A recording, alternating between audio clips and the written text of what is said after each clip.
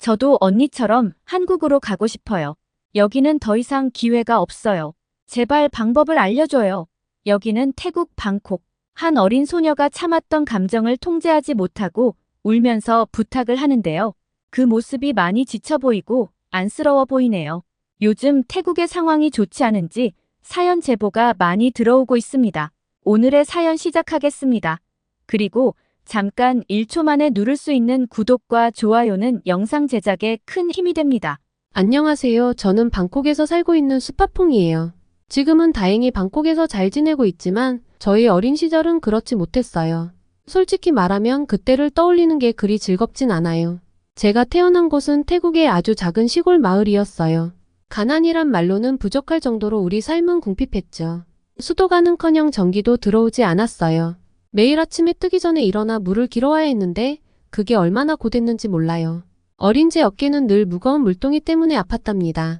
우리 집은 그야말로 누추한 오두막이었어요. 비가 오면 지붕에서 물이 줄줄 새서 잠을 잘 수가 없었죠. 방바닥은 흙이어서 습기 차면 온갖 벌레들이 들끓었어요. 밤에는 모기 때문에 잠을 설쳤고 아침이면 온몸이 가려워 괴로웠답니다. 학교에 가는 길은 정말 힘들었어요.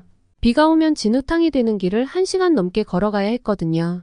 신발이 진흙에 빠져 못 쓰게 되는 일이 다반사였죠. 새 신발을 살 돈이 없어서 맨발로 다닐 때도 있었어요. 발바닥이 갈라지고 아파도 참을 수밖에 없었죠. 먹을 것도 늘 부족했어요.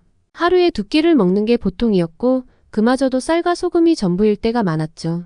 배고픔에 잠 못 이룬 밤이 얼마나 많았는지 모르겠어요. 가끔 야생 과일이나 채소를 찾아 먹곤 했는데 그마저도 쉽지 않았답니다. 제일 기억에 남는 건 처음으로 수세식 화장실을 봤을 때예요. 얼마나 신기했든지 하지만 동시에 우리 집에는 이런 게 없다는 사실에 마음이 아팠어요. 어떻게 쓰는 건지 몰라 물을 온몸에 뒤집어 쓴 일은 지금 생각해도 창피하네요. 부모님은 늘 고생하셨어요. 아버지는 새벽부터 밤늦게까지 농사를 지으셨지만 수확은 항상 빈약했죠. 어머니는 이웃집 빨래를 해주고 얼마 안 되는 돈을 받아오셨어요. 그런 부모님을 보며 자라는 게 너무 괴로웠어요. 저도 뭔가 도와드리고 싶었지만 어린 나이에 할 수 있는 게 별로 없었죠. 학교에서도 힘들었어요. 공부할 의욕이 있어도 책을 살 돈이 없어 친구들 책을 빌려봐야 했죠. 선생님들은 이해해 주셨지만 일부 친구들의 놀림은 정말 견디기 힘들었어요. 누군가 제 누더기 옷을 가리키며 웃을 때마다 땅바닥에 숨고 싶었답니다. 가뭄이 들면 상황은 더 악화됐어요. 농사를 망치면 그 애는 정말 죽을 맛이었죠. 마을 사람들 모두가 굶주림에 시달렸어요. 어떤 때는 이웃집 아이가 영양실조로 쓰러지는 걸 보기도 했죠. 그때마다 우리 가족은 괜찮을까 하는 두려움에 떨곤 했어요. 밤이 되면 캄캄한 어둠 속에서 별을 보곤 했어요. 하지만 그건 낭만이 아니었어요. 그저 전기가 없어서 할 수 없이 바라보는 거였죠. 별을 보며 언제쯤 이 가난에서 벗어날 수 있을까 하고 생각했어요. 그때의 절망감은 지금도 잊을 수가 없네요. 날이 갈수록 살기가 더 힘들어졌어요. 농사를 지어도 먹고 살기 빠듯했고 팔 곳도 마땅치 않았죠. 부모님 얼굴에 주름이 깊어지는 걸 보며 가슴이 아팠어요. 어떻게든 이 상황을 벗어나고 싶었지만 방법이 없었죠. 그러던 어느 날 외삼촌이 방콕에서 자리를 잡으셨다는 소식이 들려왔어요. 처음으로 희망이란 걸 느꼈죠. 마치 지옥에서 빠져나갈 구멍을 발견한 것 같았어요. 방콕으로 가게 된다는 소식에 기뻤어요. 이 지긋지긋한 가난에서 벗어날 수 있다는 생각에 가슴이 뛰었답니다. 방콕으로 떠나는 날 가슴이 터질 것 같았어요. 설렘과 두려움이 뒤섞인 묘한 감정이었죠.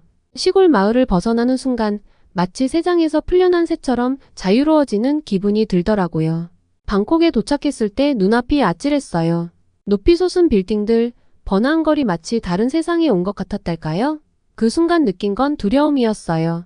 내가 여기서 살아남을 수 있을까? 하는 생각에 가슴이 쿵쿵 뛰더라고요. 외삼촌이 우리를 맞이해 주셨어요. 휴대폰 가게를 하신다고 하더라고요. 처음 본 스마트폰에 너덜 잃었죠. 이런 게 세상에 있다니 신기하기도 했지만 한편으론 우리가 얼마나 뒤처져 있었는지 실감하게 됐습니다. 새 집으로 가는 길 에스컬레이터를 처음 봤어요. 어떻게 탈지 몰라 망설이다가 그만 넘어지고 말았죠. 사람들이 웃는 게 느껴졌어요. 얼굴이 화끈거렸습니다. 부끄러움과 분함이 동시에 밀려왔어요. 이런 실수 안 하게 될 날이 올까 싶더라고요. 우리가 살게 된 집은 작았지만 시골 오두막과는 비교도 안 됐어요. 수도에서 물이 나오는 걸 보고 눈물이 났습니다. 이제 더 이상 물을 길어 나르지 않아도 된다는 게 실감나지 않았거든요. 화장실에 들어갔을 땐 그 자리에 주저앉아 울고 말았어요. 하지만 기쁨도 잠시 현실의 벽에 부딪혔죠. 학교에 가보니 모든 게 낯설었어요.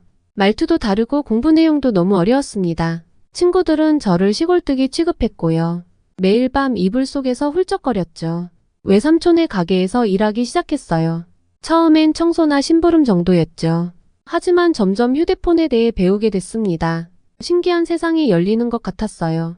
특히 삼성 휴대폰이 잘 팔렸는데 그걸 보면서 나도 언젠가 저런 걸 가질 수 있을까 하고 생각했죠.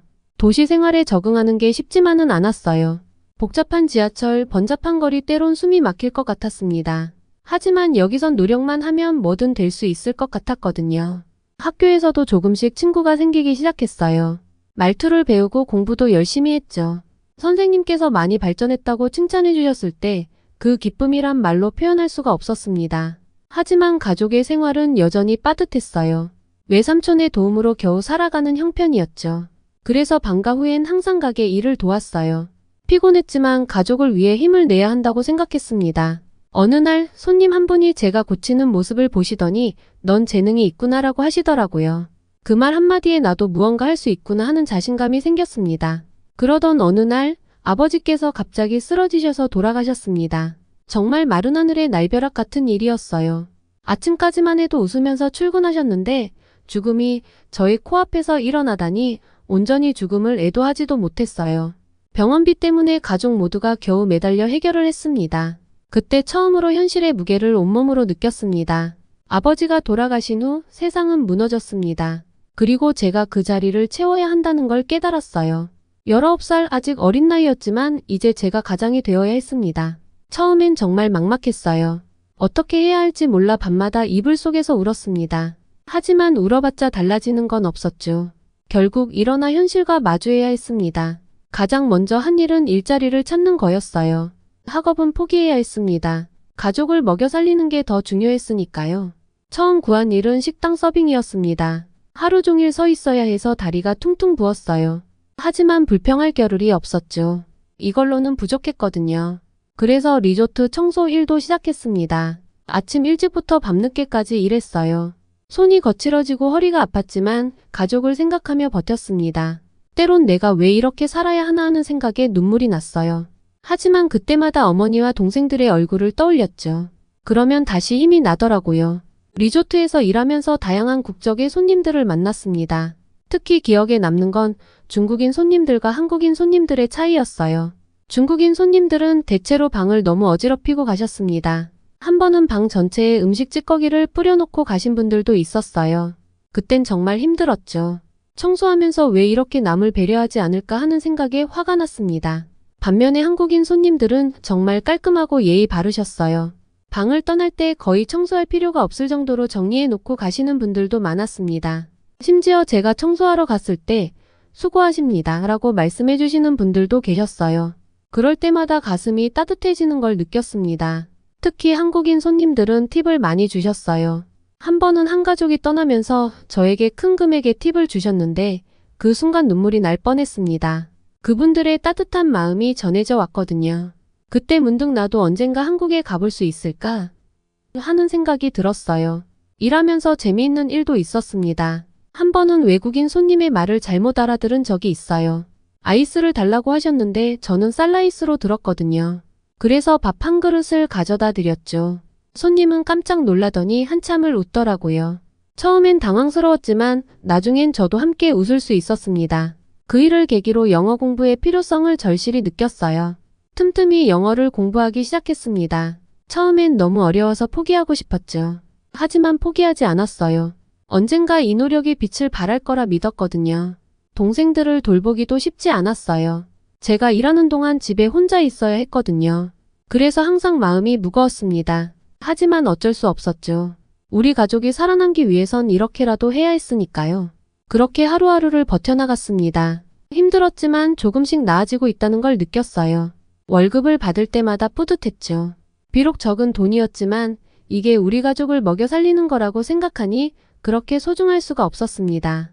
고통은 한꺼번에 오는지 그때쯤 코로나19가 터졌습니다. 모든 걸 포기하고 싶었어요. 외삼촌의 휴대폰 가게 매출이 급감했고 저희 가족의 생활도 더욱 어려워졌어요. 매일 아침 눈을 뜰 때마다 오늘은 어떻게 버텨야 하나 하는 생각부터 들었습니다. 리조트 일도 끊기고 식당도 문을 닫았어요. 수입원이 하나둘 사라지는 걸 보면서 가슴이 철렁철렁 내려앉았습니다. 밤에는 불안해서 잠을 이루지 못했죠. 식구들 얼굴을 볼 때마다 미안함에 눈물이 났어요. 내가 무엇을 더 할 수 있을까? 하는 생각이 머리를 떠나지 않았습니다. 그때 우연히 배달라이더 모집 광고를 보게 됐어요. 처음엔 망설였습니다. 위험하다는 얘기도 많이 들었거든요. 하지만 선택의 여지가 없었죠. 가족을 위해서라면 무엇이든 해야 했으니까요. 배달 일을 시작하고 나서 삶이 180도 바뀌었습니다. 아침부터 밤늦게까지 거리를 누볐어요. 비가 오나 눈이 오나 멈출 수 없었죠. 때론 위험한 상황도 많았습니다. 한 번은 차에 치일 뻔한 적도 있었어요. 그때 온몸이 덜덜 떨리더라고요. 하지만 그 속에서도 작은 기쁨을 찾았습니다. 손님들이 고마워요라고 말해줄 때면 가슴이 따뜻해졌어요. 특히 한국인 손님들은 항상 친절했습니다. 수고하셨어요라는 말과 함께 팁을 주시는 분들도 계셨죠. 그럴 때마다 한국 사람들은 뭐가 그렇게 행복할까라는 생각이 들었어요. 밝은 미소가 너무나 부러웠거든요. 배달을 하면서 재미있는 일도 많았습니다. 한 번은 주소를 잘못 읽어서 엉뚱한 곳에 배달한 적이 있어요. 그때 얼마나 당황했는지 몰라요. 다행히 손님이 이해해 주셔서 한숨 돌렸죠. 그 일을 계기로 주소 확인을 2번, 3번 하게 됐습니다. 그리고 힘들 때마다 한국 드라마를 보며 위안을 얻었어요. 특히 이태원 클라스라는 드라마가 좋았습니다. 주인공이 어려운 환경을 극복하고 성공하는 모습을 보면서 나도 할 수 있을 거야 라고 다짐했죠. 한국어도 조금씩 배우기 시작했어요. 언젠가 한국에 갈 수 있을 거란 희망을 품고 말이에요. 그러던 어느 날 뜻밖의 기회가 찾아왔습니다. 배달하던 중에 만난 한 손님이 저에게 통역 아르바이트를 제안하신 거예요. 태국어와 한국어를 동시에 할 수 있는 사람을 찾고 계셨대요. 얼마나 기뻤는지 몰라요. 그동안 틈틈이 공부한 한국어가 빛을 발하는 순간이었습니다. 통역 일을 시작하면서 새로운 세상이 열렸어요. 말이 통역이지 그냥 현지 가이드 수준이었어요. 그래도 많은 한국분을 만나고 현지 가이드 일을 하면서 한국 문화에 대해 더 많이 알게 됐습니다. 한국인들의 근면 성실함, 예의 바름, 그리고 감사를 표현하는 따뜻한 인품까지 언젠가 꼭 한국에 가서 살아봐야지라는 생각이 더욱 강해졌습니다. 물론 여전히 힘든 날들의 연속이에요. 아침에는 배달을, 오후에는 통역을, 밤에는 또 다른 아르바이트를 합니다. 쉴 틈이 없죠. 어머니께서는 가끔 너무 무리하지 말라고 하세요. 하지만 전 괜찮아요. 오히려 이렇게 열심히 살 수 있어서 감사하죠. 어려운 시기를 가족과 함께 이겨내고 있다는 게 자랑스러웠어요. 코로나가 잠잠해진 어느 날 외국에서 일하다 돌아온 고향 언니들을 우연히 만났습니다. 그중 한 명은 한국에서 다른 한 명은 일본에서 일하고 왔다고 하더라고요. 그들의 이야기를 듣는 순간 제 가슴이 뛰기 시작했습니다. 특히 한국에서 일하고 돌아온 언니의 이야기는 정말 인상적이었습니다. 언니가 들려준 한국 생활은 마치 동화 같았어요. 월급이 400만 원에서 600만 원이라니 정말 믿기 힘들었습니다. 제가 방콕에서 아무리 열심히 일해도 130만 원이 최고였는데 말이죠. 그 순간 나도 저렇게 될 수 있을까? 하는 생각에 더 귀를 쫑긋하게 듣고 경청했습니다. 한국에서의 일상도 너무 궁금했습니다. 언니는 오전에 펜션 청소를 하고 낮에는 과일 포장 일을 했대요.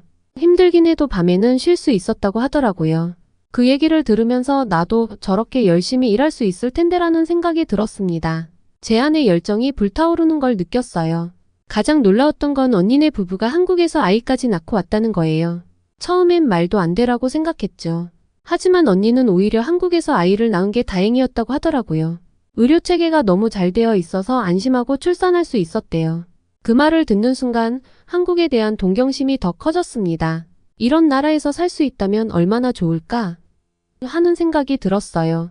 언니의 한국 생활 이야기 중 가장 기억에 남는 건 따뜻한 인간미였습니다. 특히 한 에피소드는 제 마음을 완전히 사로잡았어요. 언니가 일하던 펜션 주인 부부 이야기였죠. 어느 날 저녁 언니가 일을 마치고 숙소로 돌아가려는데 펜션 주인 아주머니가 부르셨대요. 처음엔 무슨 일인가 싶어 긴장했대요. 그런데 아주머니 손에는 커다란 과일 바구니가 들려 있었답니다. 사과배, 포도, 귤 등 각종 제철 과일들이 가득했대요. 언니가 놀라서 이렇게 많이요? 제가 뭘 잘했나요? 라고 물었더니 아주머니가 웃으시면서 임신했다며? 아기한테 좋으라고. 지난번에 과일이 땡긴다고 했지? 아마 딸인가 봐. 그러니까 매일 조금씩 먹으라고 하셨대요. 그 말을 듣는 순간 언니는 눈물이 왈칵 쏟아졌다고 해요. 타국에서 홀로 임신과 출산을 준비하는 게 얼마나 무서웠는지 모른대요.